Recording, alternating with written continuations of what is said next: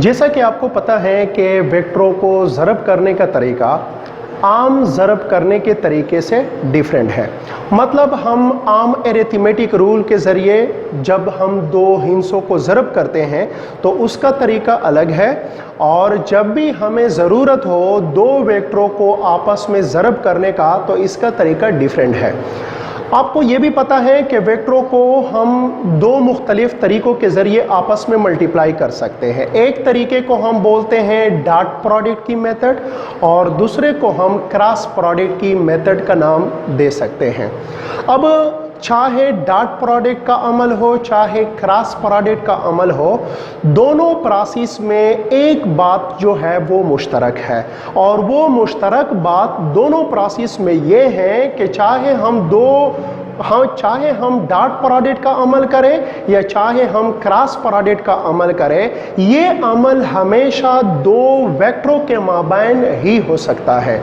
मेरे कहने का मकसद ये है कि अगर हम डॉट प्रोडक्ट का अमल करना चाहते हैं तो डॉट प्रोडक्ट हमेशा दो वेक्टरों को ही आपस में ज्वाइन करेगा।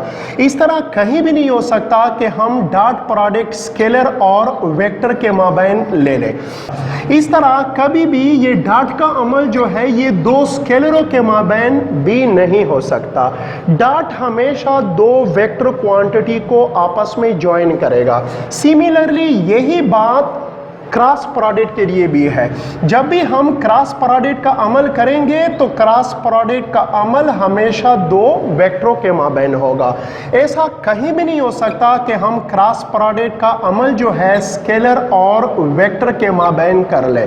तो क्रॉस प्रोडक्ट का अमल हमेशा दो वेक्टरों के माबैन होगा। ये कभी भी एक स्केलर और एक वेक्टर के माबैन नहीं हो सकता। और इसी तरह हम क्रॉस प्रोडक्ट का अमल दो स्केलर क्वांटिटी के माबैन भी नहीं कर सकते। अब इस सारे डिस्कशन का एक ही मतलब बनता है, और वो ये है कि डॉट भी हमेशा दो वेक्टरों को ज्वाइन करेगा और क्रॉस भी हमेशा दो वेक्टरों को ज्वाइन करेगा।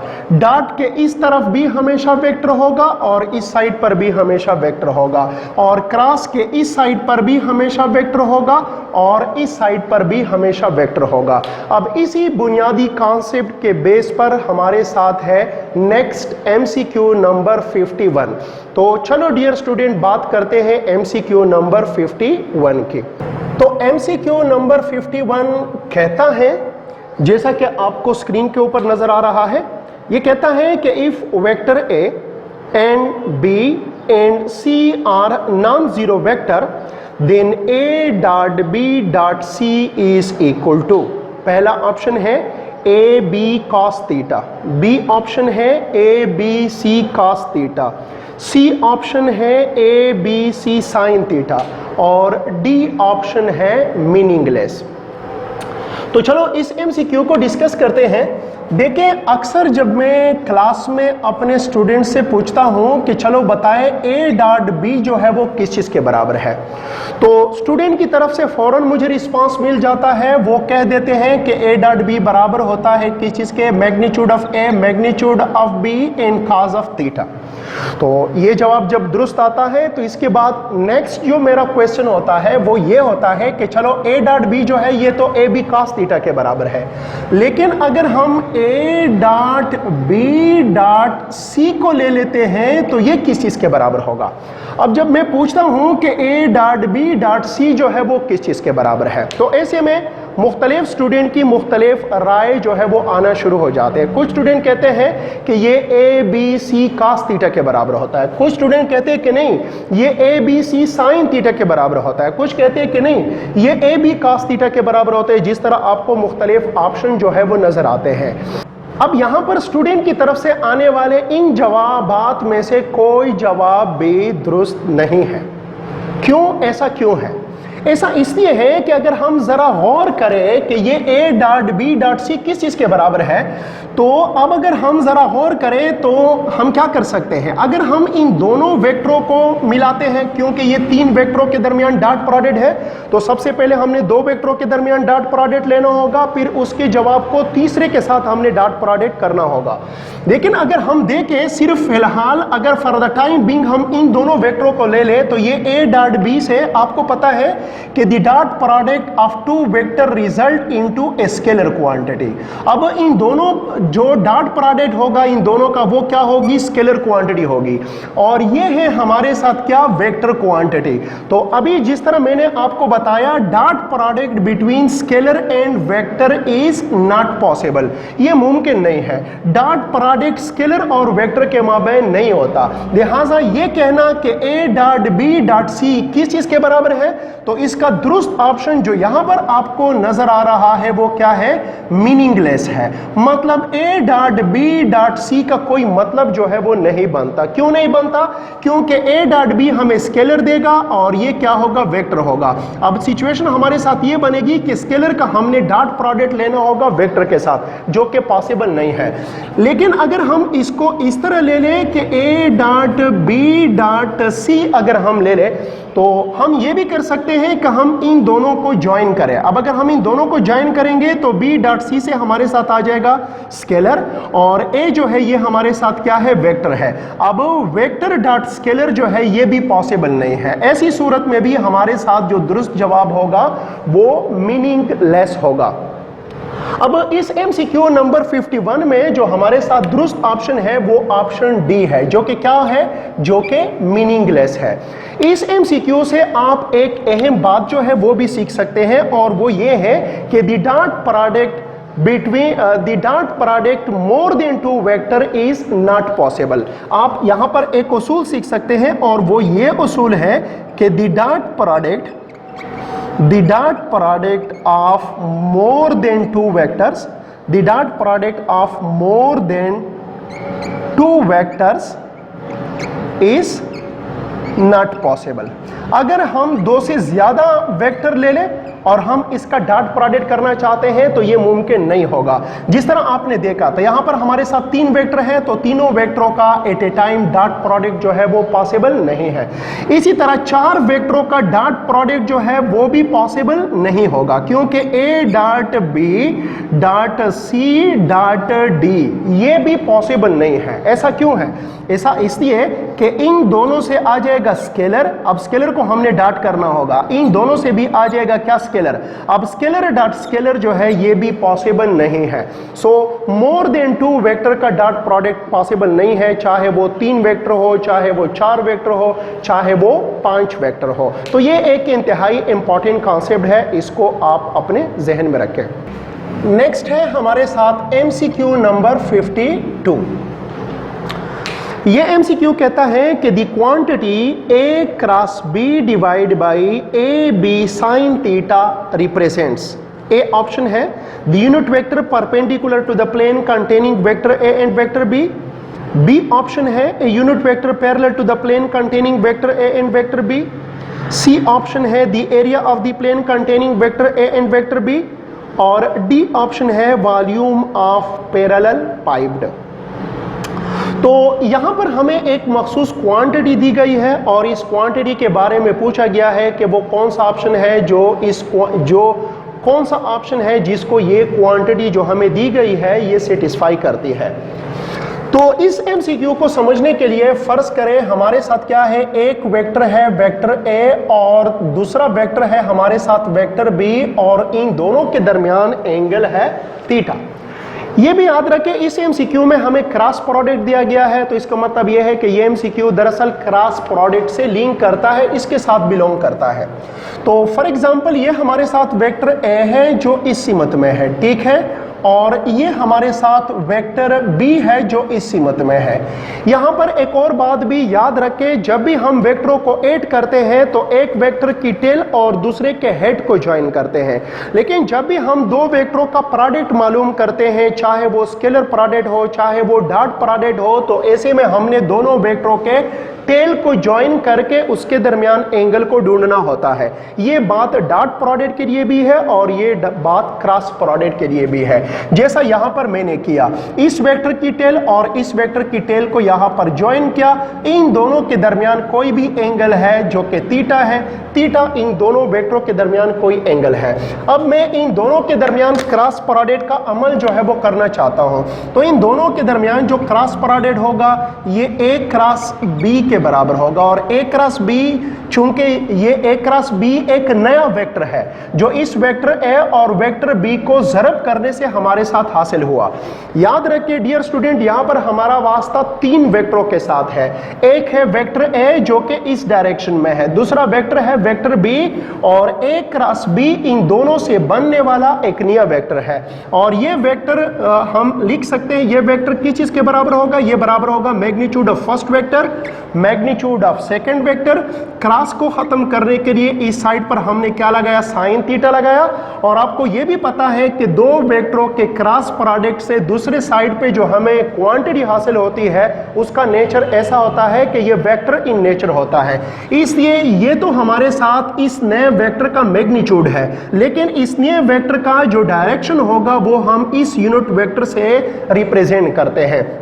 अब अगर a क्रॉस b वेक्टर को मैं डायग्रामेटिकली बनाऊं तो डायग्रामेटिकली मैं इसको किस तरह बना सकता हूं। देखिए ये n जो है ये यूनिट वेक्टर है जो इस नए बनने वाले वेक्टर की डायरेक्शन को शो करता है। n is the unit vector which show the direction of a cross b vector. ये भी याद रखिए n is the unit vector, n is the unit vector.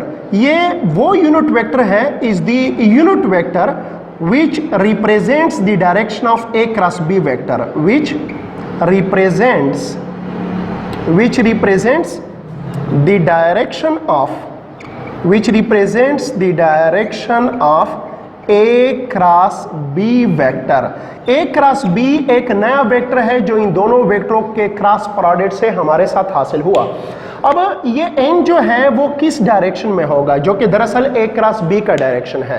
तो आपको पता है दो वेक्टरों के क्रॉस प्रोडक्ट से हासिल होने वाले नए वेक्टर की डायरेक्शन को हम मालूम करते हैं राइट हैंड रूल से हम मालूम करते हैं। इसके लिए हम इस्तेमाल करते हैं राइट हैंड रूल इस्तेमाल करते हैं। अब राइट हैंड रूल क्या कहता है, राइट हैंड रूल कहता है कि पहले वेक्टर के साथ a क्रॉस b में a हमारे साथ पहला वेक्टर है और b हमारे साथ दूसरा वेक्टर है।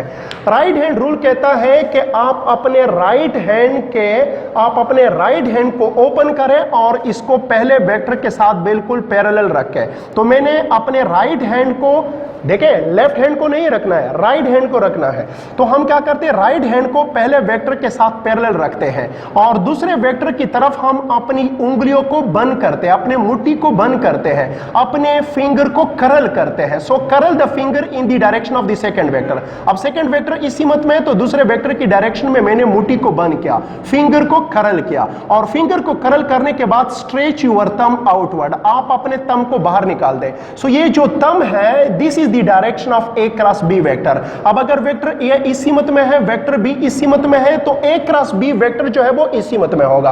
अब इधर तो हम कोई लाइन ड्रा नहीं कर सकते, इसलिए हम डायग्रामेटिकली इसको इधर शो करते हैं। ये जो है ये हमारे साथ a क्रॉस b वेक्टर होगा और a क्रॉस b वेक्टर इस डायरेक्शन में होगा और इस डायरेक्शन को यूनिट वेक्टर n जो है वो रिप्रेजेंट करता है। अब ये एक्चुअली इस डायरेक्शन में नहीं है, ये एक्चुअली इस बाहर डायरेक्शन में है। इसको हम इस तरह भी अंडरस्टैंड कर सकते हैं कि फॉर एग्जांपल ये हमारे साथ वेक्टर a है, ये हमारे साथ वेक्टर a है, ये हमारे साथ वेक्टर b है, ये हमारे साथ a क्रॉस b वेक्टर होगा। तो ये जो ब्लू कलर का पेन आपको नजर आ रहा है ये a क्रॉस b वेक्टर है। तो ये a वेक्टर है, ये b वेक्टर है और ये हमारे साथ a क्रॉस b वेक्टर है। और n जो है यूनिट वेक्टर n जो है वो इस डायरेक्शन को रिप्रेजेंट करता है। तो यहां पर आप क्लियरली देख सकते हैं कि ये जो यूनिट वेक्टर n है, ये वेक्टर a और वेक्टर b का जो प्लेन है, जो मैदान बना हुआ है, वेक्टर a और वेक्टर b का जो प्लेन बना हुआ है, ये वेक्टर इस प्लेन के साथ क्या है, नॉर्मल है, परपेंडिकुलर है। इसलिए हम ये भी कह सकते हैं कि n जो है ये यूनिट वेक्टर है, n जो है ये एक वेक्टर है, n is the unit vector. ये जो n है, n is the unit vector which is perpendicular perpendicular, which is perpendicular to the plane, ये उस प्लेन के साथ, उस मैदान के साथ परपेंडिकुलर है, टू द प्लेन कंटेनिंग, एक ऐसा प्लेन जो मुश्तमिल है किस चीज पर, या जो बनाया गया है किस चीज का, वेक्टर ए और वेक्टर बी का जो बनाया गया है। अब अगर मैं इस इक्वेशन को ले लेता हूं, इस इक्वेशन को अगर मैं ले लूं कि A cross B is equal to magnitude of A magnitude of B into sine theta into unit vector N. अब क्या करते हैं, दोनों साइड को ए बी साइन थीटा पर डिवाइड करते हैं, इसको भी A B into sine theta पर डिवाइड किया तो ये और ये कैंसिल आउट हो जाएंगे, हमारे साथ क्या आ जाएगा, एन जो कि यूनिट वेक्टर है, ये बराबर है किस चीज के, A cross B into A B and sine theta. तो यहां पर आप क्लियरली देख सकते हैं कि ये जो A cross B divide by A B sine theta है, ये क्वांटिटी दरअसल यूनिट वेक्टर एन है। और यूनिट वेक्टर एन क्या है, n is the unit vector which is perpendicular to the plane containing vector A and vector B. तो इस MCQ number 52 में जो हमारे साथ दुरुस्त ऑप्शन है वो हमारे साथ ऑप्शन ए जो है वो दुरुस्त ऑप्शन है, क्योंकि ऑप्शन ए जो है ये कहता है कि ये क्वांटिटी दरअसल एक यूनिट वेक्टर है जो उस प्लेन के साथ परपेंडिकुलर है जिसमें वेक्टर ए और वेक्टर बी मौजूद है। सो 52 में हमारे साथ जो दुरुस्त ऑप्शन होगा वो ऑप्शन ए होगा। नेक्स्ट है हमारे साथ MCQ नंबर 53। ये कहता है कि if A cross B is equal to B cross A then the angle between vector A and vector B is, पहला ऑप्शन है पाई डिवाइड बाई 2 मतलब 90 डिग्री, दूसरा बी ऑप्शन है पाई डिवाइड बाई 3 मतलब 60 डिग्री, सी option है पाई मतलब 180 degree, और D option है पाई डिवाइड बाई 4 मतलब 45 डिग्री। अब ये उसने कहा है कि आपके पास दो वेक्टर है और ऐसे दो वेक्टर है जो इस कंडीशन को सेटिस्फाई कर रहे हैं। कौन सा कंडीशन, ए क्रॉस बी से जो हासिल होने वाला वेक्टर है ये बी क्रॉस ए से हासिल होने वाले वेक्टर के बराबर कब होगा, मतलब वेक्टर ए और वेक्टर बी के दरमियान हम कितना एंगल ले ले ताकि ये कंडीशन सेटिस्फाई हो जाए। अब डियर स्टूडेंट याद रखें ये कंडीशन सिर्फ तब सेटिस्फाई होता है जब दो वेक्टरों के दरमियान, देखें ए क्रॉस बी और बी क्रॉस ए आम हालत में एक दूसरे के बराबर नहीं हो सकते, क्योंकि ए क्रॉस बी जिस डायरेक्शन में आएगा बी क्रॉस ए वेक्टर उसके मुखालिफ सीमत में आएगा according to right hand rule. लेकिन आम हालत की बजाय दो सिचुएशन ऐसे हैं जिस पे ये दोनों बराबर हो सकते हैं। देखें आम सिचुएशन में ए क्रॉस बी जो है ये बराबर होगा किस चीज के, बी क्रॉस ए के बराबर होगा। लेकिन एक खास सिचुएशन, दो खास सिचुएशन ऐसे हैं जिस पे ये मुमकिन है कि A cross B B cross A के बराबर हो जाए, और वो खास सिचुएशन ये है कि अगर ए और बी के दरमियान एंगल या तो 180 डिग्री हो या एंगल कितना हो, 0 डिग्री हो। क्योंकि आपको पता है कि क्रॉस प्रोडक्ट में साइन आता है, इधर भी क्या आता है, साइन आता है, तो साइन 180 भी 0 के बराबर है, तो यहां पर भी 180 पे 0 आएगा, यहां पर भी 0 आएगा, या यहां पर भी नल वेक्टर आएगा, यहां पर भी नल वेक्टर आएगा, तो यूं ये दोनों बराबर हो जाएंगे। और अगर ए और बी के दरमियान एंगल 0 डिग्री हो तो भी यहां पर साइन 0 0 के बराबर होगा और यहां पर भी साइन 0 0 के बराबर होगा, तो ये दोनों आपस में बराबर होंगे। तो ये कंडीशन हमारे साथ सेटिस्फाई होता है सिर्फ दो सूरतों में, और वो सूरत ये है कि अगर वेक्टर ए और वेक्टर बी के दरमियान एंगल या तो 180 डिग्री हो या 0 डिग्री हो। इसके अलावा जो भी एंगल होगा ए क्रॉस बी से जो वेक्टर हासिल होगा वो बी क्रॉस ए के साथ मैग्नीट्यूड में तो बराबर होगा, लेकिन डायरेक्शन के लिहाज से बिल्कुल रिवर्स होगा, बिल्कुल ऑपोजिट होगा। तो अगर हम इसको डायग्रामेटिकली भी बनाएं तो इस तरह बना सकते हैं। फॉर एग्जांपल ये हमारे साथ वेक्टर ए है और इसके साथ हमने ज्वाइन किया किस चीज को, वेक्टर बी को हमने ज्वाइन किया। अब यहां पर क्लियरली आपको नजर आ रहा है कि यहां पर इन दोनों वेक्टरों के दरमियान एंगल कितनी है, 180 डिग्री है। आप देख सकते हैं कि यहां पर ऑप्शन में चूंकि 0 डिग्री तो हमें दिया गया नहीं है, पाई ऑप्शन हमें दिया गया है 180 डिग्री, इसलिए हम अपना डिस्कशन सिर्फ पाई तक महदूद रखते हैं। ये डायग्राम हम सिर्फ पाई की हद तक बनाते हैं। तो हमारे साथ पाई मतलब 180 डिग्री। तो अगर थीटा 180 डिग्री हो तो ए क्रॉस बी से हमें क्या आएगा, ए क्रॉस बी से हमारे साथ आ जाएगा A B into sine 180 degree, और साथ में क्या होगा, यूनिट वेक्टर एन होगा। अब आपको पता है साइन 180 जीरो के बराबर है, जीरो इसके साथ ज़रब होगा तो हमारे साथ नल वेक्टर हासिल हो जाएगा। तो आप देख सकते हैं कि 180 डिग्री पर ए क्रॉस बी से नल वेक्टर आ रहा है। अब अगर मैं बी क्रॉस ए ले लूं तो बी क्रॉस ए में क्या होगा, बी क्रॉस ए आपको पता है magnitude of B, magnitude of A into sine 180 degree, और साथ में यूनिट वेक्टर एन होगा। अगेन साइन 180 जीरो के बराबर है, जीरो इसके साथ ज़रब होगा तो हमारे साथ क्या आ जाएगा, हमारे साथ आ जाएगा कि B cross A is, so ये ए क्रॉस बी आप देख सकते हैं A cross B is equal to A B sine और 180 degree into unit vector N. तो चूंकि ये 180 डिग्री जीरो के बराबर है, जीरो इसके साथ जरब आ जाएगा, then we will get null vector. तो आप देख सकते हैं कि 180 डिग्री पे A cross B null vector के बराबर है, और 180 डिग्री पर B cross A B null vector के बराबर है। तो कहने का मकसद ये है कि A cross B cross A के बराबर होगा सिर्फ उस सूरत में अगर इन दोनों वेक्टरों के दरमियान एंगल 180 डिग्री हो, और 180 डिग्री का मतलब होता है पाई रेडियन। इसलिए इस एमसीक्यू में हमारे साथ जो दुरुस्त ऑप्शन होगा 53 में, वो ऑप्शन सी जो है वो करेक्ट ऑप्शन होगा। नेक्स्ट है हमारे साथ एमसीक्यू नंबर 54। ये कहता है कि the angle between vectors A cross B and B cross A is, पहला ऑप्शन है 0, बी ऑप्शन है पाई मतलब 180 डिग्री, सी ऑप्शन है पाई डिवाइड बाई 4 मतलब 45 डिग्री, और डी ऑप्शन है पाई डिवाइड बाई 2 मतलब 90 डिग्री। तो इस सवाल को समझने के लिए हमने डायग्राम बनाना होगा। अब इसने पूछा है कि जो ए क्रॉस बी वेक्टर बनता है दो वेक्टरों से उसका, और जो B क्रॉस A वेक्टर बनता है इन दोनों के दरमियान एंगल कितना होगा। फॉर एग्जांपल हमारे साथ एक वेक्टर A है और दूसरा वेक्टर हमारे साथ वेक्टर B है।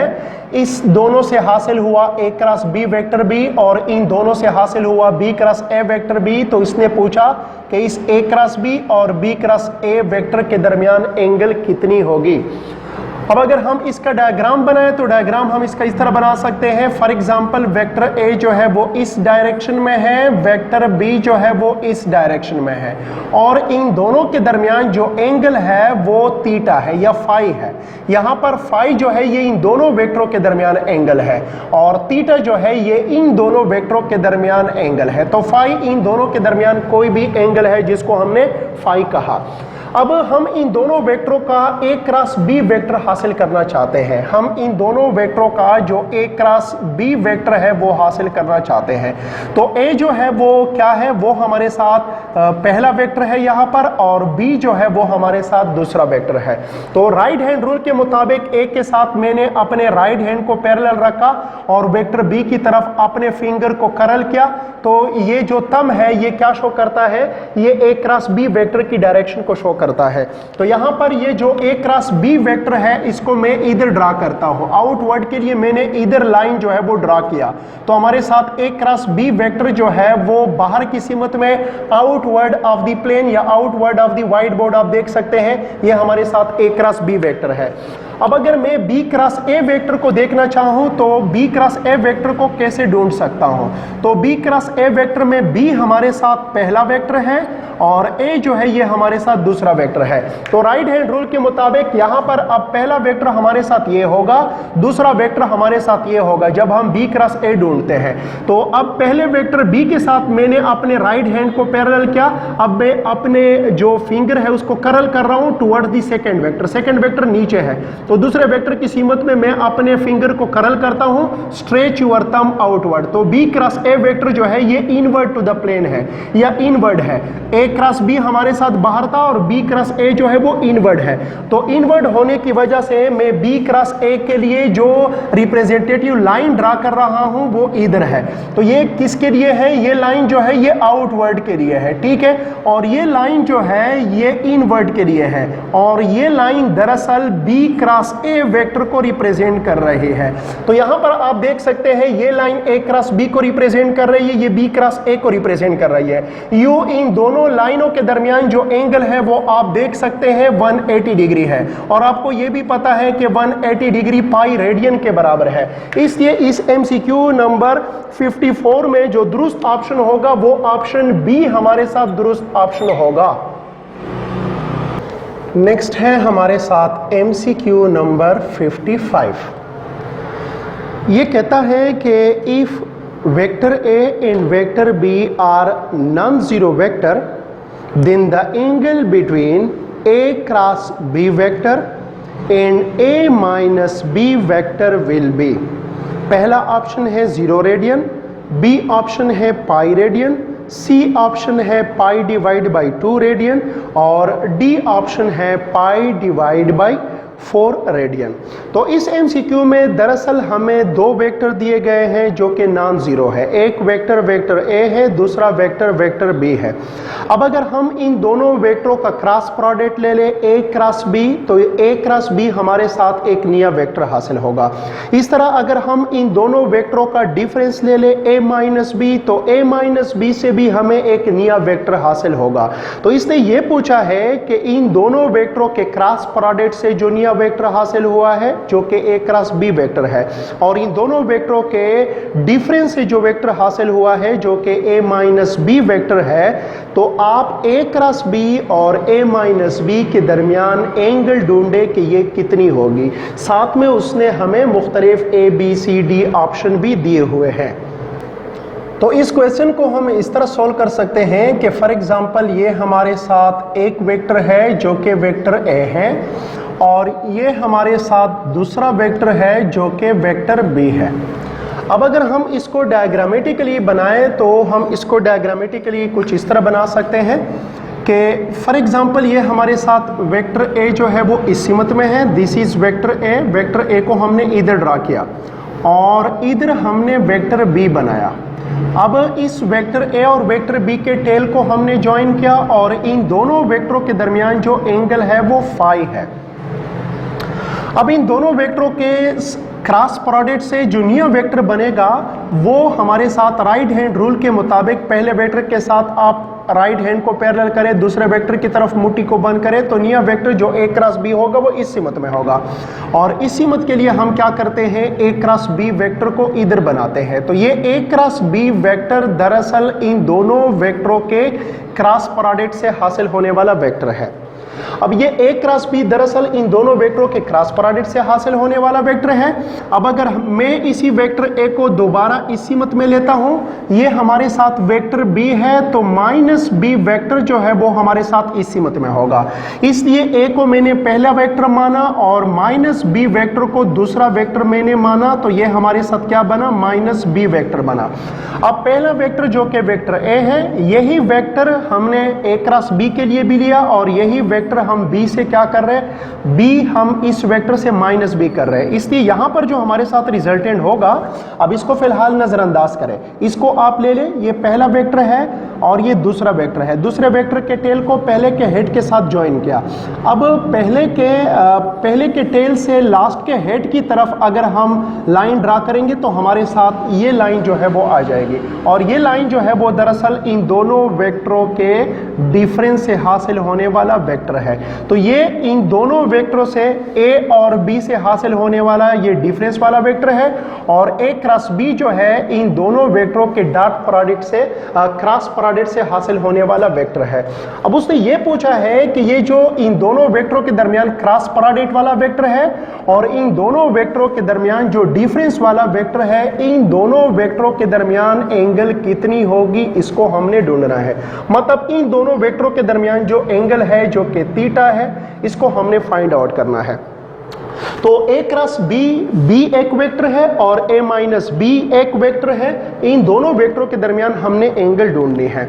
अब जैसा कि आपको पता है कि जब भी हम दो वेक्टरों के दरमियान एंगल ढूंढते हैं तो इसके लिए हम डॉट प्रोडक्ट का अमल जो है वो इस्तेमाल करते हैं। डॉट प्रोडक्ट के जरिए हम एंगल को बआसानी मालूम कर सकते हैं। तो अब हम क्या करते हैं, इन दोनों वेक्टरों का डॉट प्रोडक्ट लेते हैं। फॉर एग्जांपल ये हमारे साथ a क्रॉस b वेक्टर है, इसका हम डॉट प्रोडक्ट ले रहे हैं a माइनस b वेक्टर के साथ हम डॉट प्रोडक्ट जो है वो लेंगे।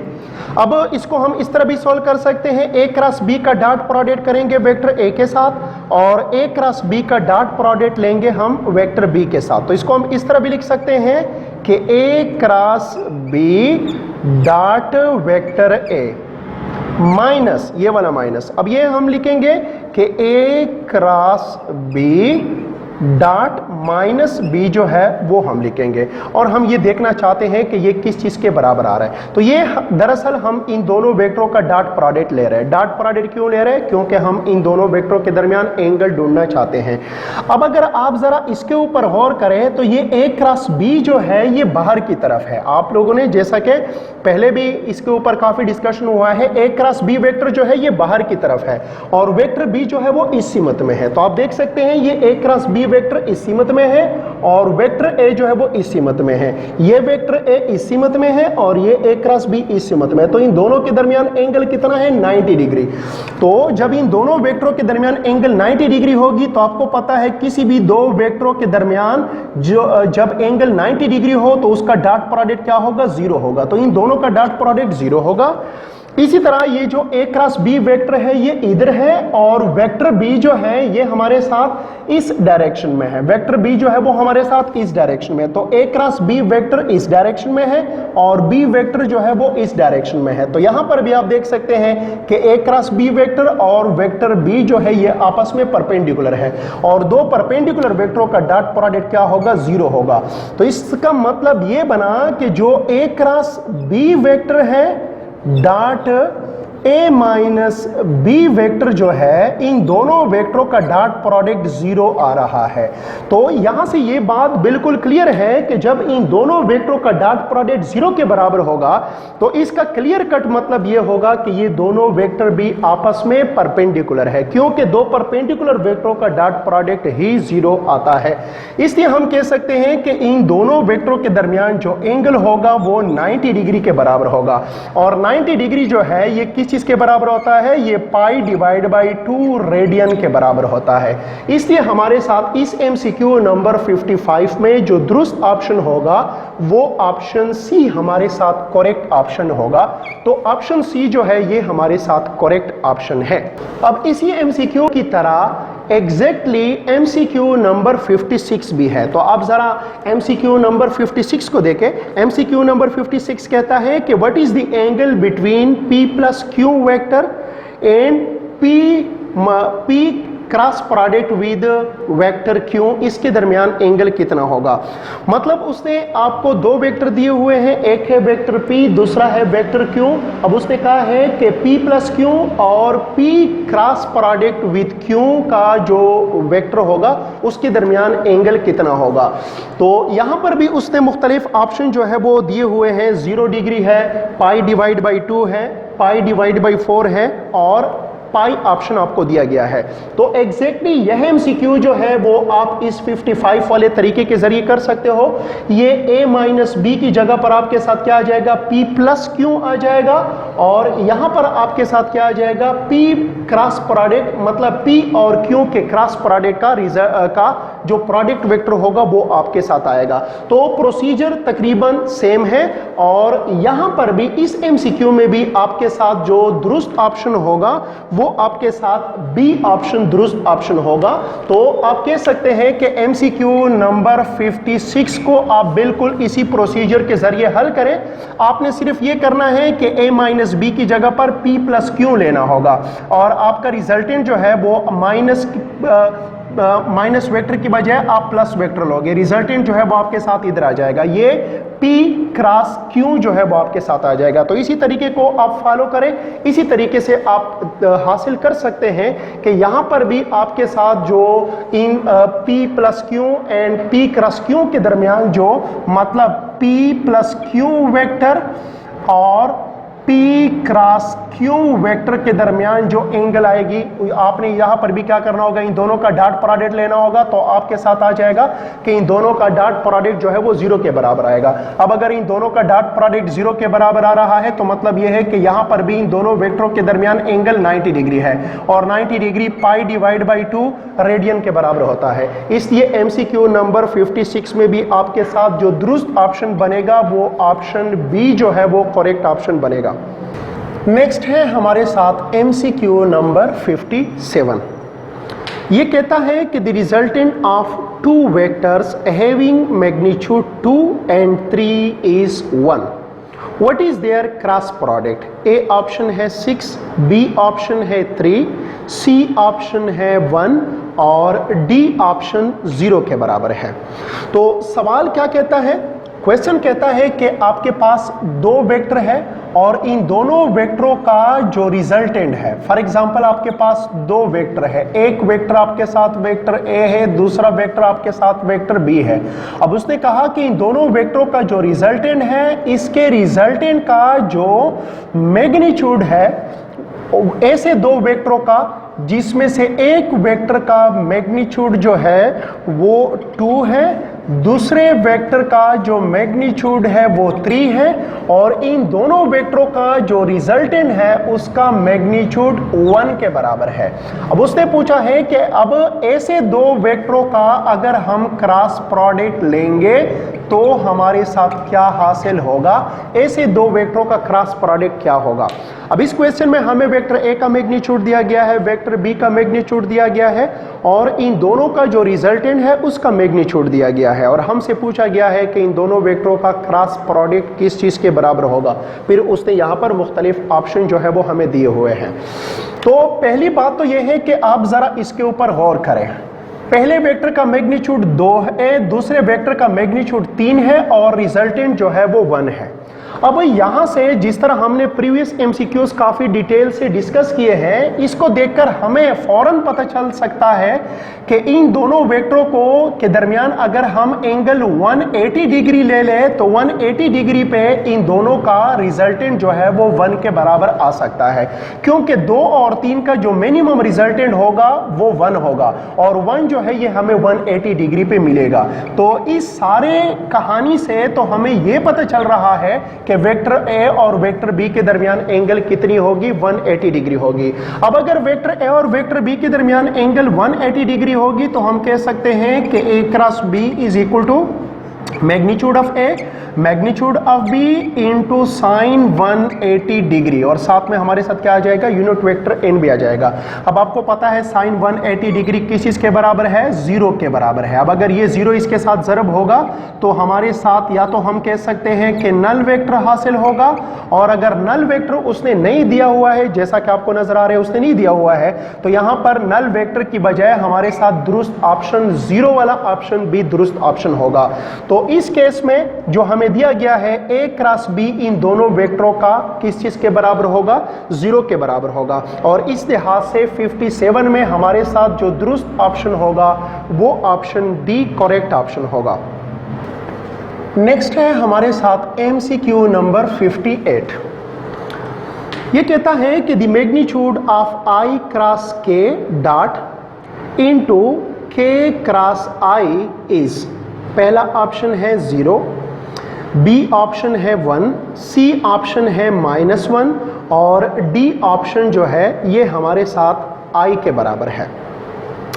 तो डियर स्टूडेंट, ये जो सवाल है ये दरअसल हमें ऑर्थोगोनल यूनिट वेक्टर के क्रॉस प्रोडक्ट के हवाले से दिया गया है। फॉर एग्जांपल ये एक्स एक्सिस है, ये हमारे साथ वाई एक्सिस है और ये हमारे साथ जेड एक्सिस है। तो इस डायरेक्शन में जो हम यूनिट वेक्टर लेते हैं इसको हम आई से ज़ाहिर करते हैं, इस डायरेक्शन में जो हम यूनिट वेक्टर लेते हैं इसको हम जे से ज़ाहिर करते हैं और इस डायरेक्शन में जो हम यूनिट वेक्टर लेते हैं इसको हम के से ज़ाहिर करते हैं। तो आई जे के ऐसे यूनिट वेक्टर है जो आपस में एक दूसरे के साथ परपेंडिकुलर है और ये respectively x axis, along y axis और एलॉन्ग जेड एक्सिस डायरेक्शन को रिप्रेजेंट करते हैं।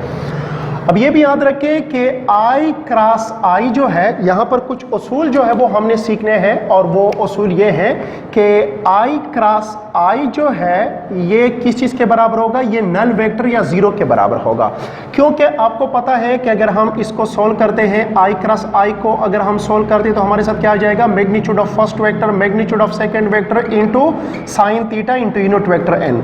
अब आई का मैग्नीट्यूड क्या है, 1 है, इस आई का मैग्नीट्यूड भी 1 के बराबर है। अब I और I पहला भी एलॉन्ग एक्स एक्सिस है, दूसरा भी एलॉन्ग एक्स एक्सिस है, तो दोनों के दरमियान जो एंगल होगा वो क्या होगा, 0 डिग्री होगा। और ये हमारे साथ क्या है, यूनिट वेक्टर n है, तो साइन 0 आपको पता है 0 के बराबर है, तो आपके साथ आ जाएगा 0 इंटू n। तो इसलिए हम कह सकते हैं कि I क्रॉस I जो है ये नल वेक्टर के बराबर है। और अगर हम सिर्फ 0 लिख दे फिर भी दुरुस्त होगा। तो I क्रॉस I के बारे में हम कह सकते हैं कि या तो नल वेक्टर के बराबर है या हम कह सकते हैं कि ये 0 के बराबर है। अब अगर I क्रॉस I 0 के बराबर है तो J क्रॉस J भी 0 के बराबर होगा। इसी तरह K क्रॉस K जो है ये भी 0 के बराबर होगा। अब इसका मतलब ये है कि सेम का क्रॉस प्रोडक्ट में जवाब 0 होता है। यहाँ पर भी सेम का क्रॉस प्रोडक्ट में जवाब क्या है, 0 है। ये भी सेम है, ये भी सेम है, तो क्रॉस प्रोडक्ट का जवाब हमारे साथ क्या होगा, 0 होगा। वैसे आपको याद होगा कि I डॉट I जो है इसका जवाब 0 नहीं होता, 1 के बराबर होता है। इस तरह J डॉट J जो है इसका जवाब भी हमारे साथ 1 के बराबर होता है। इस तरह K डॉट K का जवाब भी हमारे साथ 1 के बराबर होता है। तो ये पॉइंट भी आपने अपने ज़हन में रखना है। अब सवाल ये पैदा होता है कि अगर हमारे साथ I यूनिट वेक्टर जो है वो एक जैसे नहीं है और हम इसका क्रॉस प्रोडक्ट लेना चाहते हैं तो ऐसी सूरत में हमने क्या करना होगा। फॉर एग्जांपल अगर हमें दिया गया हो कि I क्रॉस J जो है ये किस चीज़ के बराबर होगा, तो इसके लिए आपने एक स्ट्रक्चर को, एक बुनियादी डायग्राम को आपने अपने जहन में रखना है और वो ये है कि इस किस्म का आप एक पहिया बनाएं, ठीक है, आम किस्म का एक पहिया है। यहाँ पर आप क्या करें, यहाँ पर आप I लिखें, फिर ये आप एरो का निशान इधर लगा दें, यहाँ पर आप J लिख लें और यहाँ पर आप क्या करें, K लिख लें, यहाँ पर यूनिट वेक्टर K लिख लें और ये एरो का निशान इधर लगाए। अब ये आप देख रहे हैं कि ये एरो का निशान जो है ये क्लॉकवाइज डायरेक्शन में है। यहाँ पर आप देख रहे हैं ये इस डायरेक्शन में हमने इस एरो के निशान को बनाया। अब इससे हम इस बात को बहुत आसानी के साथ अंडरस्टैंड कर सकते हैं और वो इस तरह होगा कि ये जो I देखिए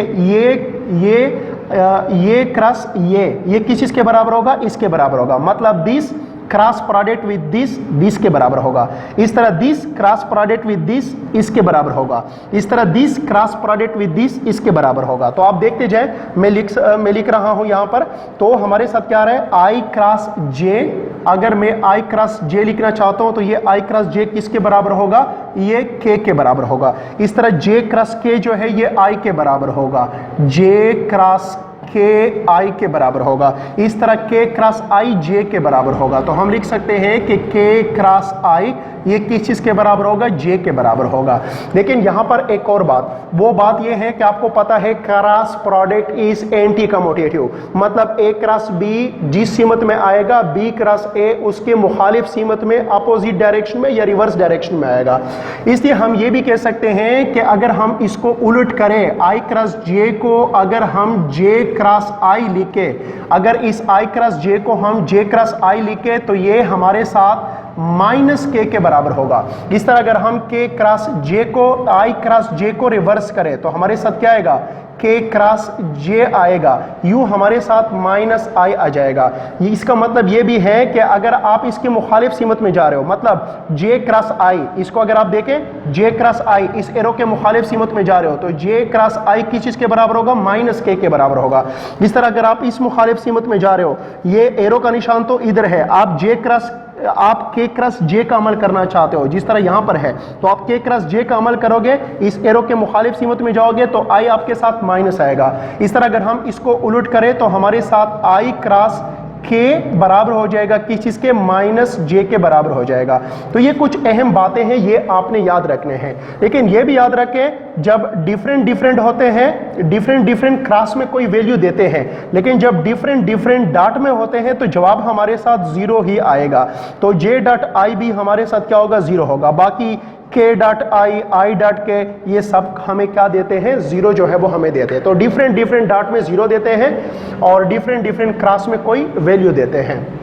अच्छा, अब आते हैं किसकी तरफ, अब हम मेन सवाल की तरफ आते हैं। तो सवाल उसने ये दिया हुआ है, इन प्रॉपर्टी को सीखने के बाद अब हम काबिल है कि इस सवाल को आसान अंदाज में और क्विकली हम इसको सॉल्व कर सकते हैं। सवाल इस तरह है कि आप आई क्रॉस के डॉट के क्रॉस आई को सॉल्व करें, के डॉट के क्रॉस आई को आप सॉल्व करें। तो आई डॉट के, आई क्रॉस के डॉट के क्रॉस आई को हमने क्या करना है, सॉल्व करना है। तो एक बात डियर स्टूडेंट आप अपने जहन में रखें, जब आपके पास ऐसे वेक्टर दिए गए हो कि जिसमें at a time dot product भी हो और क्रॉस प्रोडक्ट भी हो। फिर से सुने, जब आपको ऐसे सिचुएशन दिया गया हो जिसमें at a time dot product भी हो और क्रॉस प्रोडक्ट भी हो, जिस तरह आपको नजर आ रहा है यहां पर क्रॉस प्रोडक्ट भी है और डॉट प्रोडक्ट भी है, तो आपने करना क्या है, याद रखें जब क्रॉस प्रोडक्ट और dot product at a time दोनों किसी एक एक्सप्रेशन में मौजूद हो तो सबसे पहले आपने क्रॉस प्रोडक्ट के अमल को करना है और क्रॉस प्रोडक्ट के अमल को करने के बाद आपने डॉट प्रोडक्ट के अमल को करना है। सीक्वेंस याद रखें, पहले आपने क्रॉस प्रोडक्ट को सॉल्व करना है, बाद में आपने डॉट प्रोडक्ट को सॉल्व करना है। अगर आप पहले डॉट प्रोडक्ट को सॉल्व करते हो तो फिर आपसे सवाल जो है वो गलत हो सकता है, क्योंकि डॉट प्रोडक्ट आपको क्या देगा, स्केलर देगा और दो स्केलर के दरमियान फिर वेक्टर प्रोडक्ट का अमल नहीं होता। लिहाजा ख्याल रखें कि जब भी आपको डॉट और क्रॉस दिए गए हो तो सबसे पहले आप क्रॉस प्रोडक्ट के अमल को करें, डॉट प्रोडक्ट के अमल को बिल्कुल आखिर के लिए छोड़े, बिल्कुल लास्ट के लिए डॉट प्रोडक्ट के अमल को छोड़े। तो इसलिए यहां पर भी हम सबसे पहले इस क्रॉस प्रोडक्ट के अमल को करेंगे और इस क्रॉस प्रोडक्ट के अमल को करेंगे। अब आई क्रॉस के, जैसा कि आपको नजर आ रहा है, आई क्रॉस के जो है, आई क्रॉस के ये किस चीज के बराबर है, ये माइनस जे के बराबर है डॉट, और के क्रॉस आई जो कि ये है के क्रॉस आई प्लस जे के बराबर है। तो यहां पर हम प्लस जे लिखेंगे। अब क्या होगा, ये माइनस जो है इसको हम बाहर ले लेते हैं और साथ में हमारे साथ क्या आ जाएगा, जे डॉट जे आ जाएगा। अब इसको हम इस तरह भी लिख सकते हैं माइनस और जे डॉट जे, आपको पता है यहां से आप देख सकते हैं जे डॉट जे किस चीज के बराबर है, 1 के बराबर है। इसलिए हमारे साथ ये जो एक्सप्रेशन है ये किसके बराबर होगा, ये -1 के बराबर होगा। तो हम कह सकते हैं कि हमारे साथ जो MCQ नंबर 58 है इसमें सी ऑप्शन जो है वो दुरुस्त ऑप्शन है। तो 58 में सी ऑप्शन हमारे साथ करेक्ट ऑप्शन होगा। नेक्स्ट है हमारे साथ MCQ नंबर 59। ये कहता है कि I cross J plus J cross K is equal to, पहला ऑप्शन है 1, B ऑप्शन है नल वेक्टर, C ऑप्शन है 0 और D ऑप्शन है I प्लस K। तो देखें हमें जो एक्सप्रेशन दी गई है वो ये है कि I क्रॉस J प्लस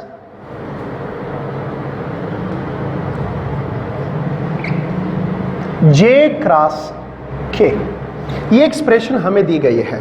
तो हमसे पूछा गया है कि ये जो I क्रॉस J है प्लस ये जो J क्रॉस K है, इसका मजमुआ, इसका सम जो है वो किस चीज़ के बराबर होगा। तो इसको सॉल्व करने के लिए सबसे पहले हम क्या करते हैं, वो व्हील जो है वो बनाते हैं। ठीक है, यहाँ पर हम I लिख देते हैं, यहाँ पर हम J लिख देते हैं, एरो का निशान हम इसी मत में लगाते हैं। ये हमारे साथ क्या है, K है और इसको हमने इस तरह लिखा। अब I क्रॉस J, देखिए आप देख सकते हैं I cross J is equal to K, तो इसकी जगह पर हम क्या लिखेंगे, K लिखेंगे, प्लस J क्रॉस K जो है, ये J क्रॉस K जो है, देखिए आप देख सकते हैं J cross K is equal to I, क्योंकि हम एरो की डायरेक्शन में जा रहे हैं इसलिए हमने I और K दोनों को पॉजिटिव लेना होगा। अब इसको हम इस तरह भी लिख सकते हैं कि I क्रॉस K, और इसलिए यहां पर जो हमारे साथ 59 में जो D ऑप्शन है वो करेक्ट ऑप्शन है, क्योंकि D ऑप्शन जो है वो I क्रॉस के हमें दे रहा है। सो 59 में डी ऑप्शन करेक्ट ऑप्शन होगा। नेक्स्ट है हमारे साथ MCQ नंबर 60। अब MCQ नंबर 60 हमें कहता है कि for which angle the equation A dot B magnitude is equal to A cross B magnitude is correct. A option है 30 डिग्री, B ऑप्शन है 45 डिग्री, C ऑप्शन है 60 डिग्री और D option है हमारे साथ 90 डिग्री। अब इस सवाल का मतलब क्या है? इस सवाल का मतलब यह है कि फॉर एग्जांपल आपके पास दो वेक्टर है, एक है आपके पास वेक्टर A और दूसरा वेक्टर है आपके साथ वेक्टर B। इन दोनों वेक्टरों के दरमियान कोई एंगल है।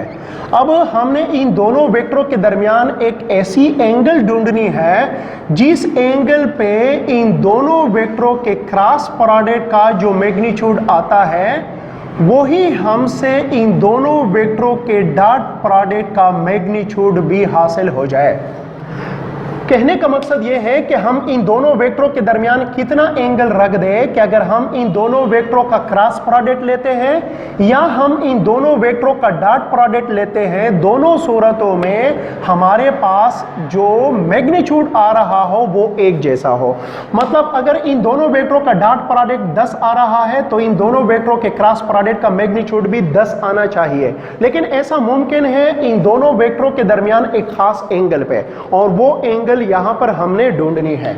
अब हम यह भी कह सकते हैं कि यहां पर हमें कहा गया है कि A क्रॉस B बराबर है, A क्रॉस B का मैग्नीट्यूड बराबर है A डॉट B के मैग्नीट्यूड के। तो हम यह भी कह सकते हैं कि चूंकि A क्रॉस B का मैग्नीट्यूड और A क्रॉस B का मैग्नीट्यूड और A डॉट B का मैग्नीट्यूड बराबर है, तो दोनों को हम किसके बराबर ले लेते हैं? C के बराबर ले लेते हैं। चूंकि उसने खुद कहा है कि दोनों का मैग्नीट्यूड बराबर है, अब अगर दोनों का मैग्नीट्यूड बराबर है तो इसका मैग्नीट्यूड भी x के बराबर होगा और इसका मैग्नीट्यूड भी x के बराबर होगा। अब यहां पर हमने डॉट प्रोडक्ट और क्रॉस प्रोडक्ट की एक इंतहाई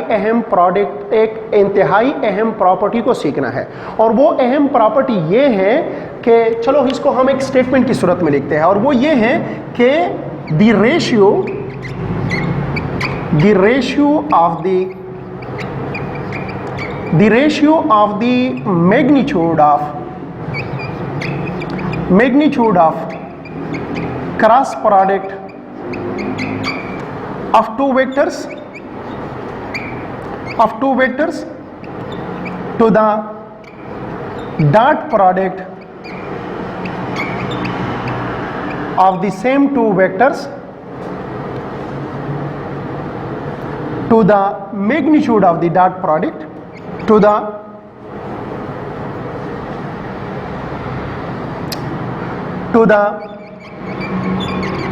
magnitude of the dot product of the vectors is equal to the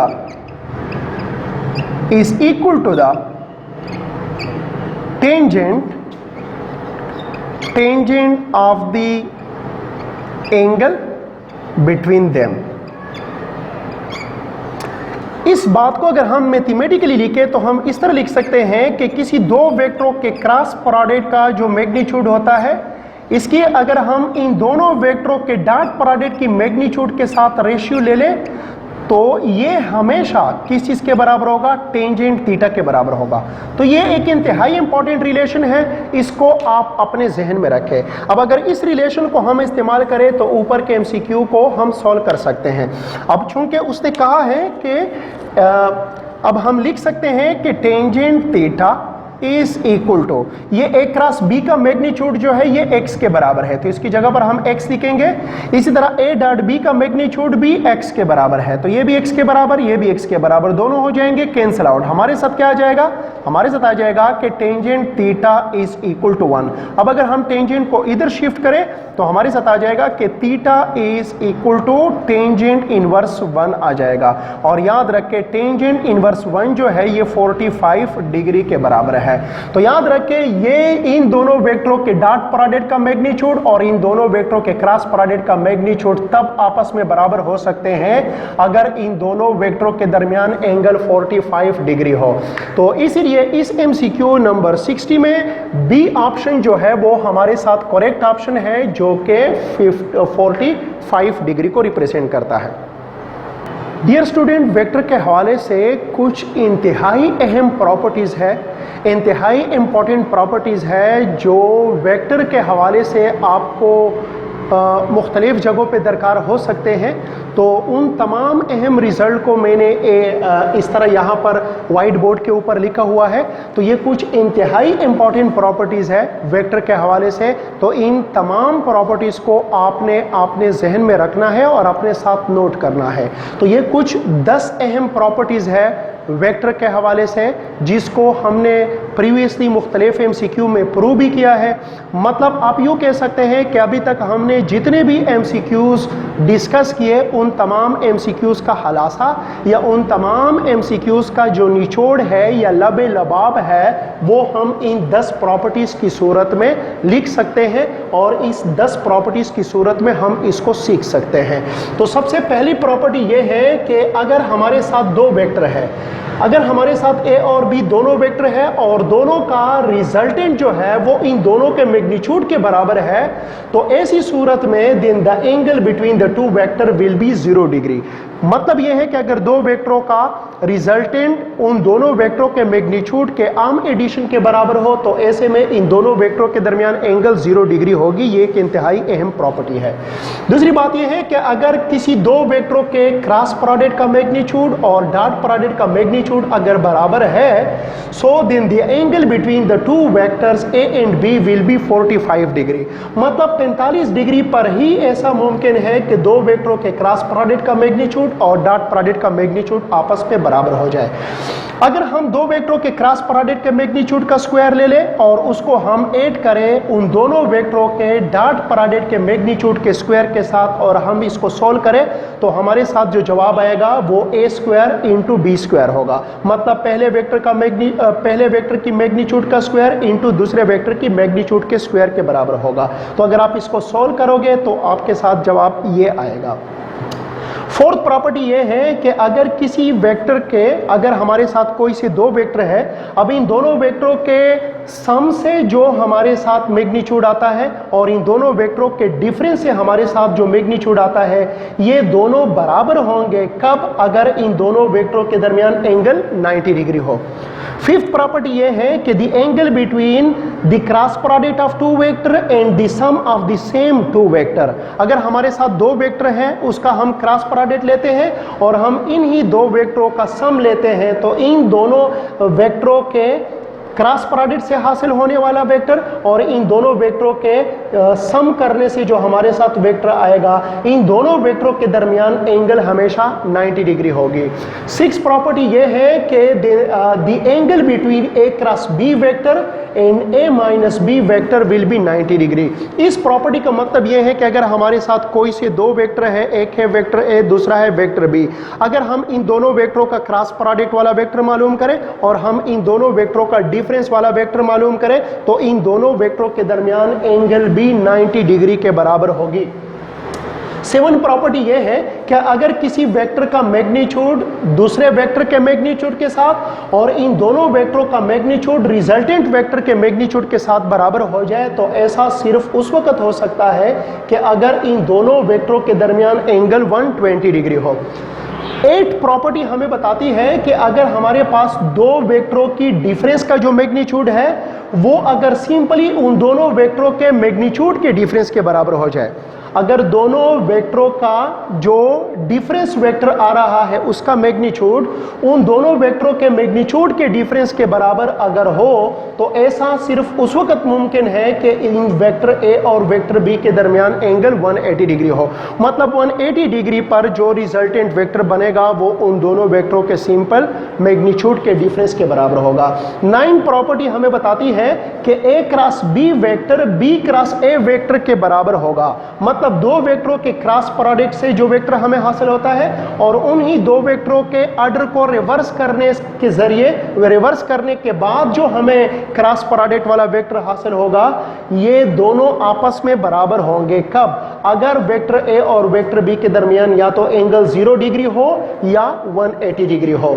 10 number जो कि लास्ट प्रॉपर्टी है वो ये है कि if A and B are two vectors, अगर ए और बी हमारे साथ कोई से दो वेक्टर है तो इन दोनों वेक्टरों के सम और इन दोनों वेक्टरों के डिफरेंस का जो क्रॉस प्रोडक्ट होगा, मतलब ये हमारे साथ दो वेक्टर है, इन दोनों वेक्टरों के सम और इन दोनों वेक्टरों के डिफरेंस के दरमियान अगर हम क्रॉस प्रोडक्ट ले ले तो हमें क्या हासिल होगा? हमें हासिल होगा -2 इंटू ए क्रॉस बी हमें हासिल होगा। तो ये 10 इंतहाई इंपॉर्टेंट प्रॉपर्टी है, इसको आप याद रखें और अपने साथ नोट करें।